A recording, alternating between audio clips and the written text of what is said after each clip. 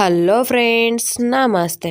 ఈరోజు నేను చెప్పబోయే కథ మీకు నచ్చితే లైక్ చేయండి, కుదిరితే కమెంట్ చేసి షేర్ చేసి మన ఛానల్ని తప్పకుండా సబ్స్క్రైబ్ చేసుకోండి.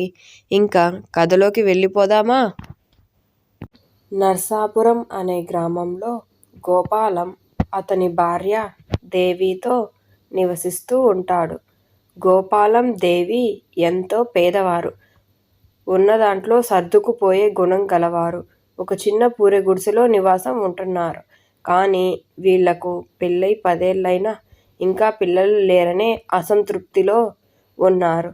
వ్యవసాయ పనులను చేసుకుంటూ, ఒక చిన్న ఏనుగుని చూసుకుంటూ వీళ్ళ జీవనం అలా ముందుకు సాగిస్తున్నారు. గోపాలం, దేవి పెంచుకుంటున్న ఏనుగు పేరు లక్ష్మి.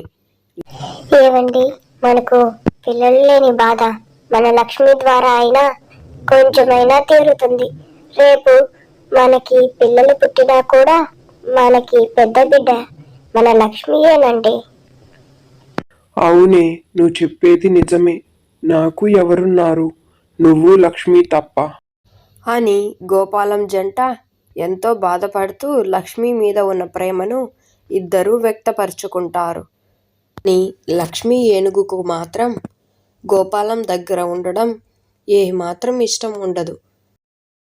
వీడేంటబ్బా, నేను బాగా పవిత్రంగా ఉండే గుళ్ళల్లో పూర్వం రాజులకి యుద్ధాలలో కూడా సహాయం చేసేదాన్ని. అటువంటి నన్ను తీసుకువచ్చి వీడి పనుల కోసం ఉపయోగించుకుంటాడా?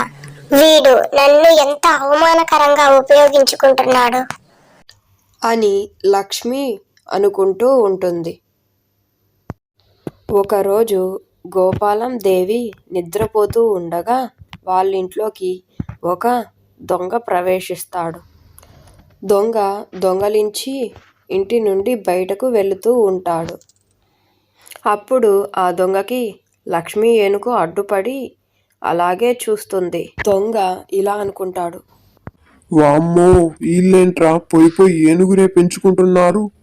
ఇది ఇప్పుడు నన్నేం చేస్తుందో, అరుస్తుందేమో.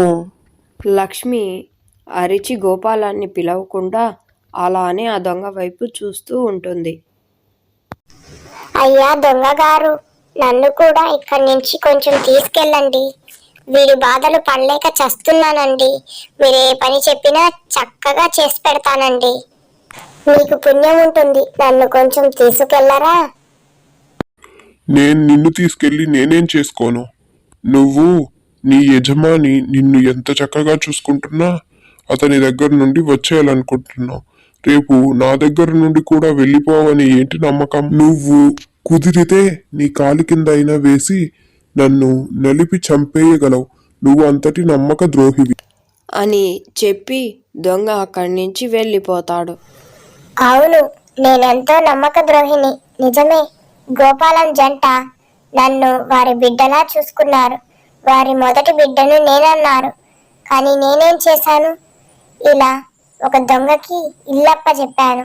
అది కాకుండా నన్ను కూడా తీసుకెళ్ళమన్నాను. ఎంత తప్పు చేశాను? ఈ విధంగా పశ్చాత్తాపడుతూ ఉంటుంది. ఆ తర్వాత గోపాలం ఇంట్లో ఎంతో ఆనందంగా జీవిస్తూ ఉంటుంది.